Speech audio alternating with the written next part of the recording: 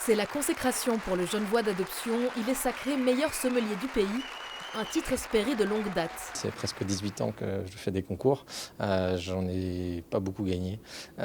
C'est aujourd'hui sans doute le plus beau titre de mon petit palmarès et donc je suis très ému. Gagner un tel concours, c'est aussi une longue préparation.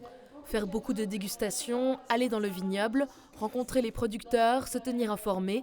Mais Michael a encore une autre technique. J'aime beaucoup dessiner des cartes et utiliser les cartes pour apprendre. Je dessine la Suisse, je dessine le lac de Bienne, je dessine le lac de Thun, le Valais et on essaye de mettre les informations qu'il nous faut connaître sur les premiers crus de Genève, les placer sur carte. J'ai trouvé aucune carte, donc il a fallu que je construise une carte moi-même. Le concours s'est déployé sur plusieurs épreuves.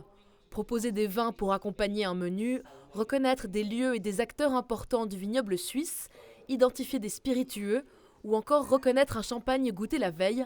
Et bien sûr, une dégustation à l'aveugle. C'est des épreuves qui sont extrêmement difficiles. La dégustation à l'aveugle, il faut vraiment s'entraîner énormément, goûter énormément de choses.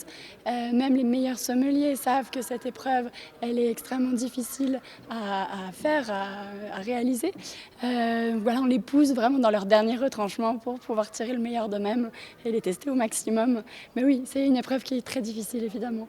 Les épreuves sont variées car un bon sommelier doit réunir plusieurs qualités. Déjà une bonne connexion avec la clientèle, savoir communiquer, c'est des communicants, les sommeliers. On a aussi besoin d'avoir des compétences en termes de dégustation pour acheter des vins, pour pouvoir faire des sélections pour des cartes des vins.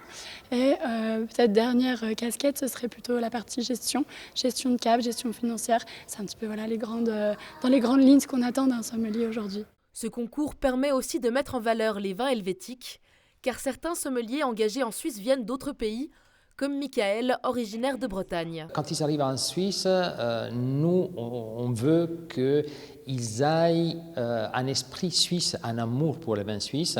Et voilà, ce concours sert également à transmettre une connaissance sur le vin suisse et un esprit de vin suisse. Michael pourra représenter la Suisse dans les concours du meilleur sommelier d'Europe et du meilleur sommelier du monde et continuer de mettre en valeur le vignoble helvétique.